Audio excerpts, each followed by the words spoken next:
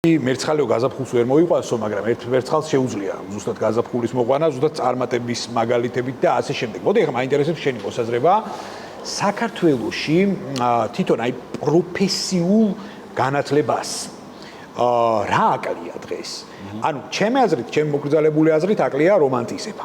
იმიტომ რომ რაღაცა წლების განმავლობაში მოხდა დალექვა მთელი 34 წლის განმავლობაში, რომ აი გინდა თუ არა დიპლომი არის რაღაცა წარმატების გასაღები, მაგრამ არ არის დიპლომი წარმატების გასაღები და ამასაც პრაქტიკა აჩვენებს. მე არც ერთ შემთხვევაში უმაღლეს განათლებას არ ვაკნინებ, ჯვარი ვწერია არც ერთ შემთხვევაში, მაგრამ ნუ ფაქტია, რომ 34 წლის განმავლობაში, ანუ ჩვენი ქვეყნის ეკოსისტემა განათლების კუთხით, ანუ ისეთ ტრაექტორიით წავიდა, რომ ფაქტიურად აი აღარაფერს აღარ ვლაპარაკობ პროგრამირებას, აი სხვა მიმართულებებზეც გავიხედოთ, ხო?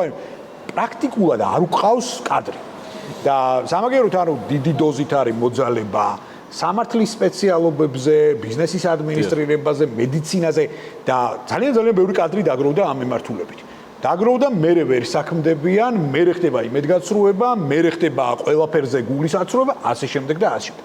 ეს არის ზუსტად იმის ბრალი, რომ პროფესიულ განათლებაზე არ ხდება სათანადო აქცენტების გაკეთება. მაგით ვახსენე ხა მერცხლის და გაზაფხულის ალეგორია, რომ ჩვენ აი ხა თუნდაც ეს ინტერვიუ, ხო? რაღაც დონეზე ემსახურება იმას, რომ მე ხარ ვიცახი, რომ ერთი ინტერვიუ რაღაც ტრანსფორმაციას გააკეთებს და დაარღვევს ყველა სტერეოტიპს და კლიშეს და ასე შემდეგ, მაგრამ რაღაც დონეზე ვფიქრობ, რომ უნდა მოხდეს რომანტიზება ამ მიმართულების, რომ კი ბატონო, რაღაც დონეზე მენტალობა წავიდეს პროფესიული განათლებისკენ, იმიტომ რომ კი ჩვენ გვჭირდება ბევრი პრაქტიკოსი პროგრამისტი. კი ბატონო, ეს ასია და მე პრაქტიკაზეც გადავალთ ჩვენ ეკოსისტემის მიმოხილვაზე და კიდევ ერთხელ დავინახავთ ძალიან კარგად, რომ გვაქვს ამ კუთხით ძალიან ბევრი ნაკლოვანება. მე მაინტერესებს, აი რა ჭირდება დღეს პროფესიულ განათლებას იმისთვის, რომ ჩვენ რომანტიზება მოვახდინოთ მისი სათანადოდ. ხო, ну, რასაც ჩვენ ახლა ვაკეთებთ, ესეც როგორც ჩვენ თქვი, ვფიქრობ, რომ წაგვადგება მაგ მიმართულებით. რომანტიზება, კარგი ისეთი საინტერესო ტერმინია და ეხლა კარგი იდეა მოგვეცი, ჩვენც უნდა ვიფიქროთ ალბათ რომანტიზებაზე, რა შეიძლება რომ გავაკეთოთ. უფრო რაღაც ჩვენ ყოველ შემთხვევაში, როგორც ქივილი, აზეც მუშაობთ და ძალისხმევას ვდებთ იმაში, რომ პოპულარიზაცია მოვახდინოთ ამისი და აი მაგაც მაგალითს მოგიყვებით ჩვენ ყავდა ყავს ერთ-ერთი სტუდენტი რომელიც ჩვენთან სწავლობს და აი ესე სრულიად შემთხვევით აღმოჩნდა რომ მოკლედ დედამისმა ამ სტუდენტის დედამ მოუყვა სხვა ადამიანს რომ აიო მეო ძალიან ჩემ შვილზე ძალიან წუხდიო რა მე ძალიან მინდოდაო რომ ჩემ შვილსო ასე უნივერსიტეტში ჩააბარებინაო და ავიდაო რაღაცა კოლეჯშიო მეგონიოს ქივილი ქვიაო იქ რა ჩააბარაო და რაღაცაო და ეხაო ძალიან გაყოფილი და ძალიან ბედნიერიაო ჩემი შვილიო და ხა მეც რო უყურებო ნუ აი ჩემი შვილი თუ ბედნიერია ნუ მეც ბედნიერი ვარო და აი ესეთი ასე თქვა ადამიანები უნდა მიიღონ ეს გამოცდილება და უნდა ნახონ რომ რეალურად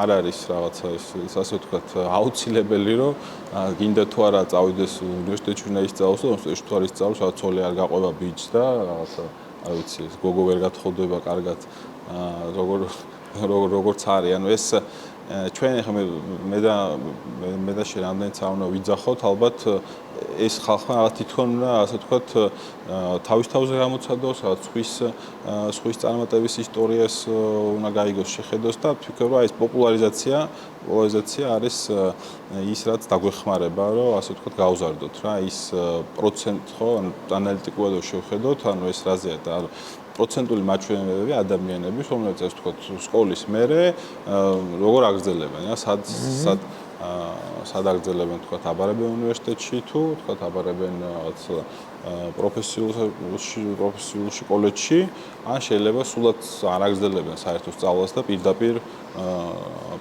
იწყებენ რაღაც პირდაპირ იწყებენ მუშაობას და ხდებიან უკვე ასე ვთქვათ workforce-ში შრომითი ძალის ნაწილი რაც რავი ქვეყნისთვის მნიშვნელოვანი რადგანაც ანუ სწორედ workforce-ზე არის დამოკიდებული ჩვენი რაღაც ეკონომიკა, ჩვენი GDP, მთლიანი შტა პროდუქტი და ეს ზრდის, ხო, ანუ განაპირობებს ეკონომიკურ ზრდას. ხო, რო შევაჯამოთ, ფიქრობ, რომ აი ისედაც პრაქტიკულად უნდა მოხდეს პოპულარიზაცია და რაღაცა ნახოს ადამიანმა, რომ თურმე არ დამთავრდა იმით ცხოვრება, რომ რაღაცა ხო, თან მით უმეტეს ახლა სახელმწიფოში არის დღეს ის ველი შექმნილი და ეს მხოლოდ და მხოლოდ კარგია, რომ რეალურად პროფესიული განათლება თითქმის გათანაბრებული არის უმაღლეს განათლებასთან, რეალურად ხდება სახელმწიფო დაფინანსება და შესაბამისად, ბენეფიციარებს უმეტესწილად აი პროფესიულ კოლეჯებსაც რო შევხედოთ. მე ვიტყოდი, რომ წახალისებული არის, რაღაცა სახელმწიფო აფინანსებს, სრულად უფინანსებს. ხო, ესეც რომანტიზებისკენ გადადგმული ერთ-ერთი ნაბიჯია, იმიტომ რომ რეალურად აქ როგორც კერძო სექტორმა, ასევე სახელმწიფომ ერთობლივად უნდა ვიმუშაოთ იმაზე, რომ ზუსტად ეს რომანტიზება გავაკეთოთ. მაგრამ ეხლა საიდან რა არის ჩვენი ათვლის წერტილი, ხო? ათვლის წერტილი არის არც თუ მაინც და მაინც გადებითი სიტუაცია. ეხლა მე მაგალითად მახსოვს ერთ-ერთი კანონი, რომელიც ჩვენ მივიღეთ IT კომპანიების შესახებ, ეხლა ზუსტად ინდუსტრია მე მოვიხილოთ. და ვფიქრობ, რომ ეს კანონი იყო ძალიან სასარგებლო კანონი, იმიტომ რომ ზუსტად მაშინ თუ არ ვწდები შემისწორე თუ მეშლება 2018-19 წლები იყო თუ ზუსტად მახსოვს მიღებული იქნა ჩასწორება კანონში IT კომპანიების შესახებ და ამან დააფორსირა მაშინ ქვეყანაში ბევრი საერთაშორისო ამერიკული კომპანიის შემოსვლა, როგორც არის IPAM-ი, როგორც არის XADL-ი, როგორც არის Lineat-ი, ბევრი კომპანია დაინტერესდა ქართული ბაზრით. და სამწუხარო ამაში რა იყო? ეს ძალიან მაგარი მოვლენა არის, თუმცა ამაზეც მაშინ ახლა მედია საშუალებებს არ ულაპარაკიათ და მე ვფიქრობ, რომ ამებზეც უნდა ვილაპარაკოთ, იმიტომ რომ რომანტიზებისკენ გადადგმული ერთ-ერთი ნაბიჯი ზუსტად ეს არის, როდესაც აი ესეთი დიდი კომპანიები შემოდიან, კი ბატონო ის შენი მომავალი დამსაქმებელია ხვალ და ზეგ. აღმოჩნდა რა? აღმოჩნდა ის, რომ ეს კომპანიები, როდესაც შემოვიდნენ საქართველოში და დაფუძნდნენ, მათ რეალურად ადამიანური რესურსი სათანადოდ ვერ იპოვეს, იმიტომ რომ ჩვენი უნივერსიტეტები ვერ აწარმოებდნენ, ამ სიტყვას გამოვიყენებ, იმ რაოდენობის კადრს, რომ რეალურად ამ უნივერსიტეტებს შეევსოთ საკუთარი რესურსები და ასე შემდეგ. ამიტომაც ესეც პრობლემაა, ამ პრობლემის წინაშეც დავდექით რეალურად. მე მაინტერესებს აი ამ პატარა პრეისტორიით, რომელიც მოვყევი, ხო აი, შენი აზრით, ქვეყნის ეკონომიკაში, მთლიანში და პროდუქტში, რა როლი აქვს ზოგადად ტექნოლოგიას? აქვე მინდა ერთი გადახვევაც გავაკეთო, რაღაც აი უტრირებასავით არ მინდა გამომივიდეს, იმიტომ რომ მე მგონია, რომ ყველაფერი ჯერ ეკონომიკაში, ხო აი გამურული ხელებით იწყება. დიჯიტალიზაცია მის შემდეგი ეტაპია, ხო?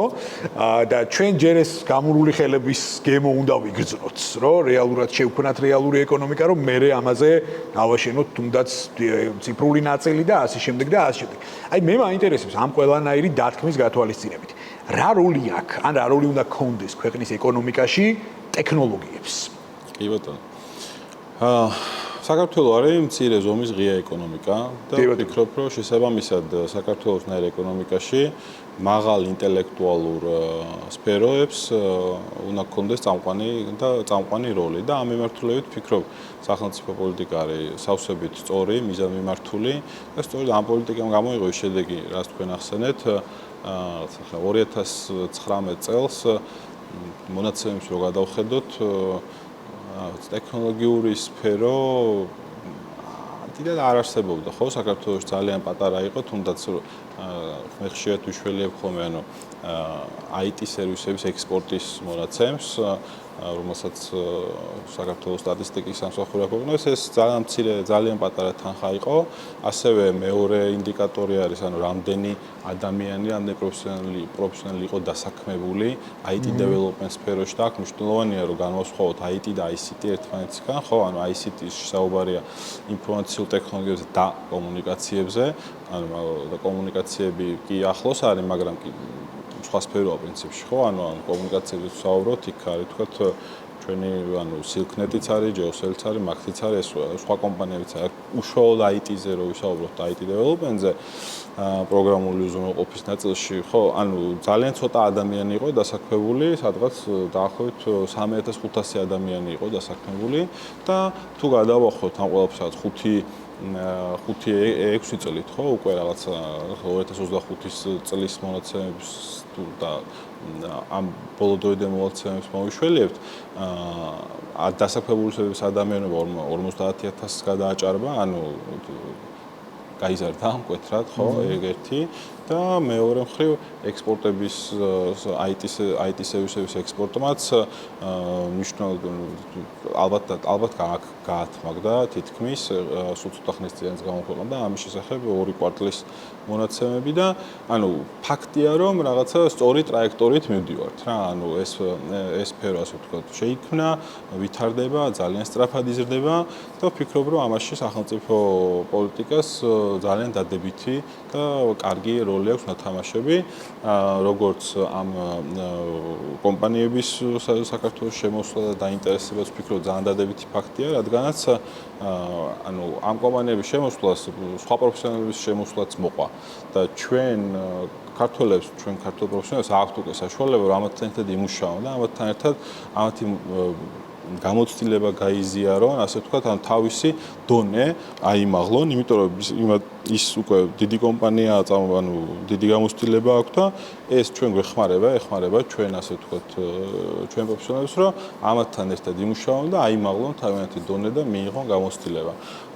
რაც შეეხება ასევე ვფიქრობ, ჯიტას როლიც ძალიან მნიშვნელოვანია, იმიტომ რომ ეს ტექნოლოგია არის, ტექნოლოგიები ესეთი მარტივი სათქმელია, მაგრამ რეალურად რაღაც ეკოსისტემა არის, რომელშიც სხვადასხვა მოთამაშეები არიან ჩართულები. ეს არის თქვა აი EPAM, XADL და ეს Lineate კომპანიები რა ასეა, ესენი არიან IT outsourcing კომპანიები, რომლებიც სხვას უწევენ სერვისს. ანუ ეს კომპანიები ასევე არიან პროდუქტ კომპანიები, ხო, რომელსაც თავისი ტექნოლოგიური პროდუქტი აქვს, fintech კომპანიები მაგალითად. ჩვენს skillში ახლა მაქვს ჩვენ ტექნოლოგიური კომპანია ვართ, არა ვართ უბრალოდ ყოველთვის ვიძახი, ნახევრად სასწავლებელი ვართ, ნახევრად ტექნოლოგიური კომპანია ვართ, იმიტომ რომ ჩვენს შევქმნით ჩვენი პროგრამული უზრუნველყოფა, რომელსაც ჩვენი სტუდენტები იყენებენ და ეს სასწავლო პროცესის განუყოფელი ნაწილია.